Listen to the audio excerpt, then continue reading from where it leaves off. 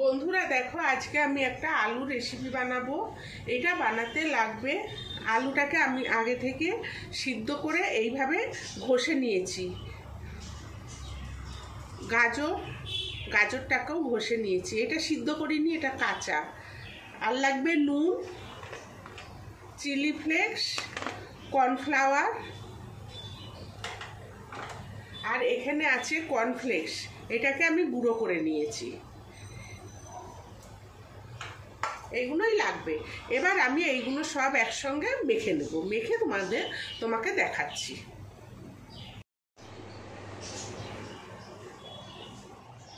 বন্ধুরা দেখো, আমার মাখা হয়ে গেছে। এই যে এরকম করে মেখেছি। এটার মধ্যে ধনে পাতা দিলেও খুব ভালো লাগে, কিন্তু আমার কাছে ধনে পাতা নেই এই মুহূর্তে, ওই জন্য আমি দিতে পারিনি।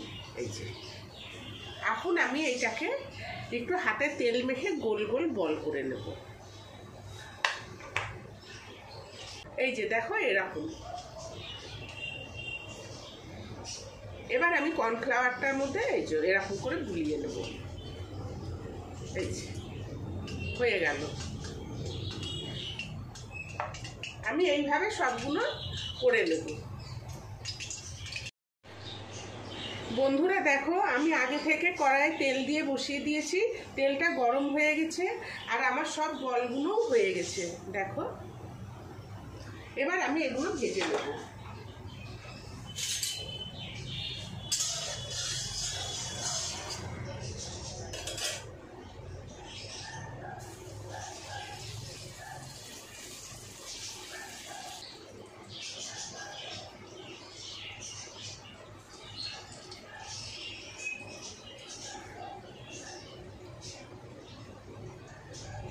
মিডিয়াম আছে, আমি ভেজে নেব এগুলো।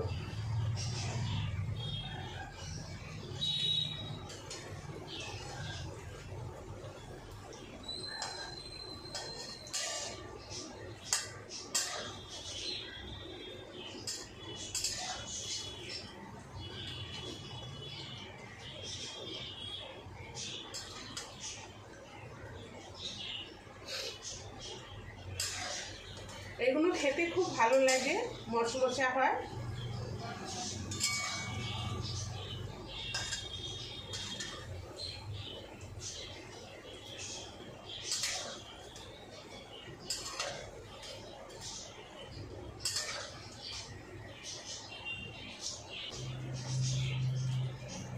দেখো আমার এগুলো ভাজা হয়ে গেছে, আমি এবার এগুলো তুলে দেবো।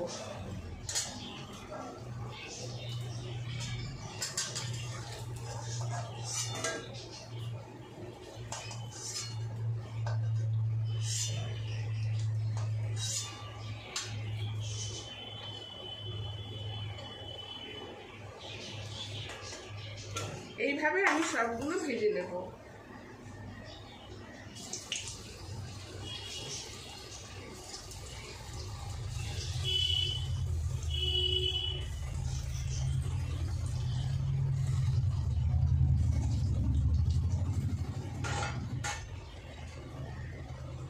কেমন লাগলো, তোমরাও বাড়িতে বানিয়ে খেয়ে দেখবে খুব ভালো লাগে। বিকালে চায়ের সঙ্গে খেতে ঝাল ঝাল খুব সুন্দর লাগে। তো কোনো ঝামেলা নেই, খুব কম টাইমে হয়ে যায়।